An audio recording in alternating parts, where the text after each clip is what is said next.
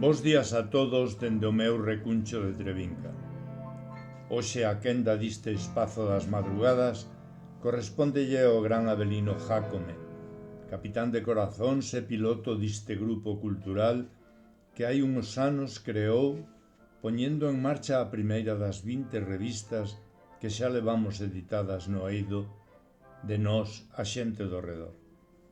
Nesta ocasión, Avelino regálanos no número 20 da nosa revista unha das súas andrómenas, coa que homenaxea a unha familia senlleira no campo da cultura. Trátase de Xesús Golmar María Saavedra, así como a súa filla, a nosa compañeira e poeta Charo Golmar, ilustrada ca obra do noso compañeiro o artista Miguel Anxo Martínez Coello. Eu só quero poñer o meu graniño de area niste merecido homenaxe, poñendo voz a unha andrómena de Ramallo de Salgueiro. Unha andrómena de Ramallo de Salgueiro. Non poden roubar o vento, nin o pouso do carballo da vila, nin o aceno sereno das verbas xustas, nin o latexo da alma que alenta no peito dun pobo, nin o arrecento da frouma nos quinteiros de Santiso. Non poden roubar as vaguas, nin o orgullo que medra caladiño como o grelo na horta bella, nin o tizón que aínda arde na lareira, nin a ferida que canta dende o silencio as verdades que nunca morreron. Refiran quizais, mais non acadarán roubar o sono, nin a lapa que arde no maxín, esa luz que non se rende, ese facho que non se apaga. A sal formiga nos ollos, onde non acougan as vaguillas. Illa de San Simón na pel, poallas de piollos inzada, ollos de fervenzas de toxos, agoiros de curuxas, ventando a morte. Maruxía nas feridas de sal, saudando un amecer defunto. Non poden calar a voz que amaba os carballos, nin que soñaba Lalín libre e aberto, como a un bico lanzado ao vento, como a un lume que espanta os caciquismo, mañanciña limpa, ensino arrelado, cicatrices abertas nun sono novo.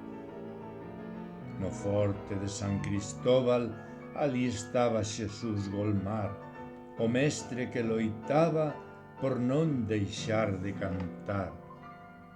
Entre muros de pedra fría, voz de luz e esperanza, gardaba versos na alma, turrando das súas lembranzas.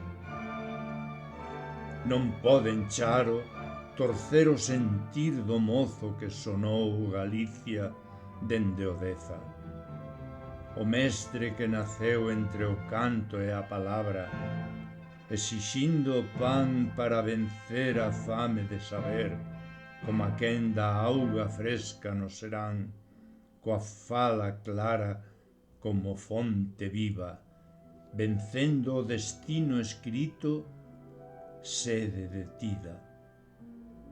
A auga dos teus ollos rega as feridas, son colo no teu ollar maniño, onde relocen sementes de futuro, mentras na escola cantan as margaridas. Non poden torcer o amor da nai, nin o desprezo polos que sementan medo. Ti aprendiches a miralo de fronte, como a fan as mulleres galegas, co corazón firme e a verdade nas mans.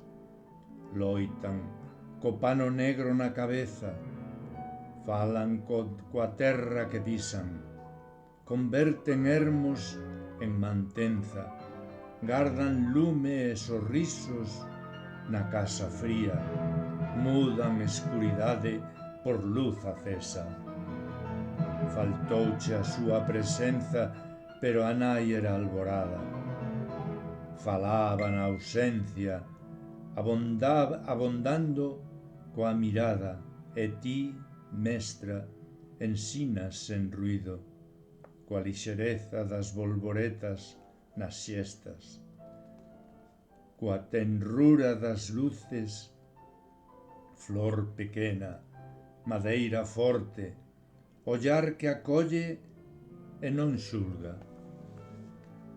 Teu pai, mestre da sombra, vida enteira por unha aula, espido por un asasino, cando despecharon a xaula. Xa a rula maíña voará, buscando outro destino. Camiñas no meu corazón, como a quen sabe gardar pan para tempos duros. Sementas como quen ama, teces como quen lembra, e mesmo a ausencia contigo deixa pegada. Por iso escribo este ramallo de salgueiro na beira do asneiro, entre brizos da ponte e raíces que non ceden, unha andrómena pequena, humilde como as ervas que medran sen permiso, pero ceibes como a vos, como a teu pai, que nunca se vendeu, nin se dobrou. Non poden, Charo, non poden, nin nunca han de poder. O carballo da vila non está, pero fica no pensamento. Non deixa de ser quen foi, ramallo de voz e alento, inda que non morren entre nós, sempre viven no noso adentro. Eu tampouco me deixarei escravizar polo medo. No corazón gardarei a voz de un home senlleiro. Grazas, Avelino.